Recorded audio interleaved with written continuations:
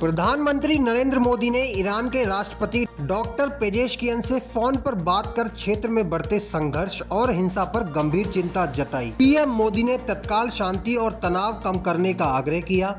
उन्होंने कहा कि मुद्दों को सुलझाने और क्षेत्र में स्थिरता व सुरक्षा वापस लाने के लिए संवाद और कूटनीति ही एकमात्र रास्ता है। भारत किसी भी संघर्ष को टालने और जल्द शांति प्रयासों का समर्थन करने के लिए प्रतिबद्ध है।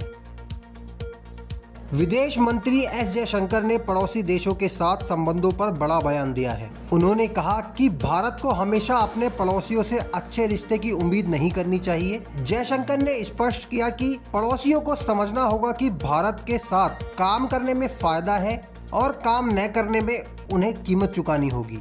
उन्होंने यह टिप्पणी बिना किसी देश का नाम लिए की, लेकिन इसे चीन और पाकिस्तान जैसे पड़ोसियों के लिए एक कड़ा संदेश माना जा रहा है।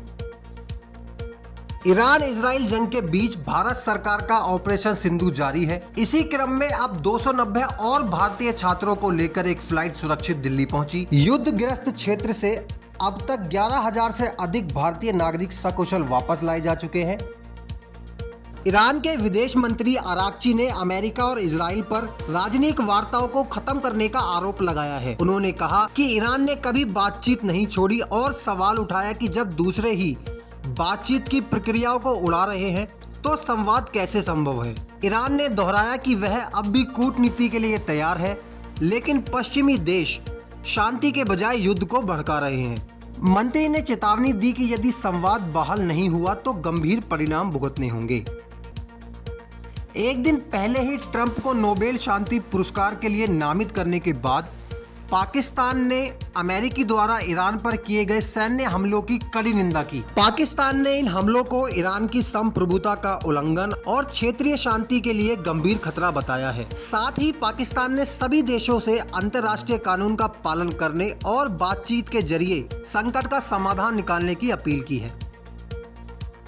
ईरान पर अमेरिकी हमलों के बाद यूरोपीय संघ की विदेश नीति प्रमुख काजा क्लास ने दोनों देशों से शांति और कूटनीति का आग्रह किया है। उन्होंने सभी देशों से हिंसा से बचने और शांति वार्ता पर लौटने का आह्वान किया। क्लास ने स्पष्ट किया कि ईरान को परमाणु हथियार बनाने की अनुमति नहीं दी जा सकती और संवाद ही आगे बढ़ने का एकमात्र रास्ता है। यूरोपीय आयोग की अध्यक्ष उर्सुला वॉन डेर लेयन ने भी इसका समर्थन किया है। संकट पर चर्चा के लिए जल्द ही यूरोपीय संघ के विदेश मंत्रियों की बैठक होगी।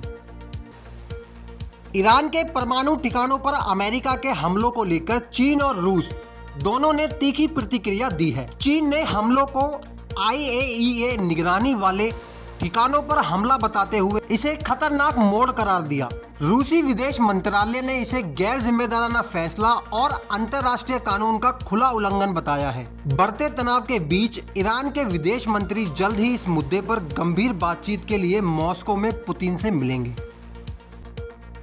1999 के कारगिल युद्ध में भारत की जीत का नेतृत्व करने वाले पूर्व सेना प्रमुख जनरल वीपी मलिक ने अमेरिकी राष्ट्रपति डोनाल्ड ट्रंप के भारत पाकिस्तान संघर्ष विराम कराने के दावों को सिरे से खारिज कर दिया है। उन्होंने स्पष्ट किया कि 1971 के बाद से भारत ने कभी किसी मध्यस्थता को स्वीकार नहीं किया है। जनरल मलिक ने बताया कि अमेरिका हमेशा भारत पाकिस्तान युद्ध रोकने का प्रयास करता है क्योंकि यह उसके राष्ट्रीय हित में नहीं है। उन्होंने कहा कि कारगिल और 26/11 मुंबई हमलों के दौरान भी अमेरिका ने युद्ध रोकने के लिए राजनीतिक संवाद बनाए रखा था, लेकिन भारत ने हमेशा अपने राजनीतिक उद्देश्यों को पूरा करने के बाद ही संघर्ष विराम स्वीकार किया।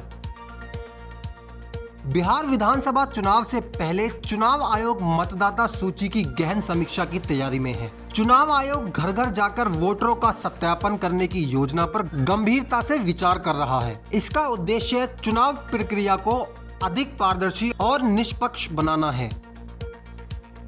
बांग्लादेश में हिंदू मंदिरों पर इस्लामिक कट्टरपंथियों के हमले और कब्जे खत्म होने का नाम ही नहीं ले रहे हैं। ताजा मामला कुमिला के लालमाई इलाके से सामने आया है, जहां एक 1400 साल पुराने चंडी माता मंदिर की जमीन पर दिन दहाड़े अब्दुल अली नामक व्यक्ति ने कब्जा कर लिया। उसने मंदिर की जमीन पर टीन का घर बनाया और उसे अपनी पैतृक संपत्ति बताया। जब एक महिला भक्त ने इसका विरोध किया तो अब्दुल और उसके गुंडों ने महिला पर हमला कर दिया। मंदिर प्रशासन की शिकायत के बाद स्थानीय अधिकारियों ने घटनास्थल का दौरा किया और अब्दुल अली को अवैध अतिक्रमण हटाने का निर्देश दिया। भुवनेश्वर एयरपोर्ट पर एक अफगान नागरिक को फर्जी पासपोर्ट के साथ गिरफ्तार किया गया है। यह व्यक्ति भारत छोड़कर जाने की कोशिश कर रहा था, लेकिन कोलकाता पुलिस के लुकआउट सर्कुलर के चलते जांच में पकड़ा गया। अधिकारियों ने बताया कि अब इस बात की जांच की जा रही है कि गिरफ्तार व्यक्ति के किसी आपराधिक या आतंकी गतिविधि से कोई संबंध तो नहीं है। इजराइल और अमेरिका के ताबड़तोड़ हमले के बीच भारत सरकार अपने नागरिकों को ईरान से ऑपरेशन सिंधु के तहत वापस स्वदेश ला रही है। इसी कड़ी में निदा नाम की एक मुस्लिम महिला को भी भारत वापस लाया गया, लेकिन उसके शौहर ने इस पर खुशी नहीं जताई। रिपोर्ट्स के अनुसार निदा के पति ने कहा कि ईरान की जमीन पाक है और वहां से आने से अच्छा था कि वह वहीं शहीद हो जाती। उसकी नज़र में यह शियाओं के सुप्रीम लीडर के लिए कुर्बानी होती।